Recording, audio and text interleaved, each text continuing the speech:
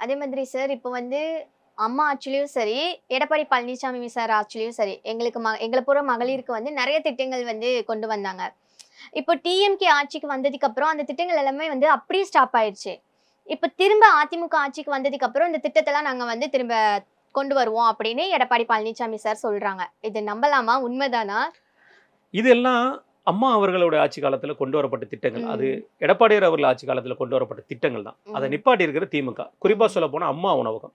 நீங்க கேள்விப்பட்டிருப்பீங்க. அம்மா ம். உணவகத்தோட தன்மை எவ்வளவு தூரத்துக்கு இருக்குன்னு. இப்ப ம். இவங்க வந்தோனே என்ன சொன்னாங்க? அதுல மெயின்டனன்ஸ் பண்றதுக்கு எங்கள்ட்ட பணம் இல்ல. மாநகராட்சி ம். எங்களால கண்ட்ரோல் பண்ண முடியல. அப்படிங்கிற மாரி விஷயத்த சொன்னாங்க. ம். அம்மா மினி கிளினிக் எவ்வளவு உபயோகமான திட்டங்கள் யாஹ்!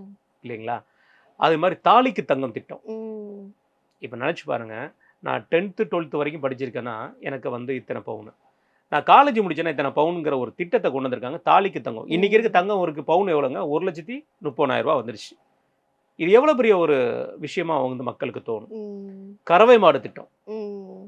உங்களுக்கு கையில மாட குடுத்து, கறவை மாட குடுத்ததுக்கு அப்புறம் தான், அதுல பாலோட உற்பத்திய அதிகம் பண்ணி காமிச்ச மாநிலமா திகழ்ந்தது தமிழகம். ம். இவங்க 2021 வந்தோனே அதையும் நிப்பாட்டிட்டாங்க. ம். எல்லாருக்கும் தெரிஞ்ச, உங்க ஜெனரேஷனுக்கு தெரிஞ்ச லேப்டாப் திட்டம். ம். இது எவ்வளவு யூஸ்ஃபுல்லான ஒரு விஷயம். கண்டிப்பா. யாருக்கு குடுத்தாங்க? ஆமா. காலேஜ் ஸ்டார்டிங் பீரியட்ல இருக்கிறவங்களுக்கு குடுத்தாங்க. ம். இப்ப இவங்க குடுக்க போறது கடைசியில குடுக்குறாங்க. அதுவும் யாருக்கு குடுக்குறாங்க? முடிச்சுட்டு போன பசங்களுக்கு குடுக்குறாங்க. ஆனா இப்பவும் குடுக்கல. குடுக்குறேன்னு சொல்லியிருக்காங்க. இதுதான் இவங்களுடைய திட்டம்.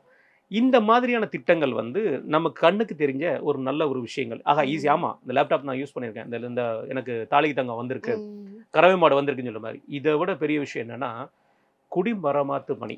அப்டின்னா, அவ்வளோ ஒரு பெரிய விஷயத்த வந்து எடப்பாடியார் அவர்கள் பண்ணாங்க. ம். எல்லா இடத்துலயும் அணைகள் கட்டக்கூடிய விஷயங்கள், தூர்வார்ற விஷயங்கள், அவ்வளோ ஒரு பிரமாதமா நடந்துச்சு. இத வந்து நல்ல பல்வேறு இடங்கள்ல டெல்டால, ம். டெல்டா நாயகன் சொல்லி பேர் எடுக்க வச்சாரு. மேம்படுத்தப்பட்ட மண்டலம் சொல்லி பேர் எடுக்க வச்சாரு. இந்த மாரி நெறைய விஷயங்கள் செய்திருக்கிறார். ம்.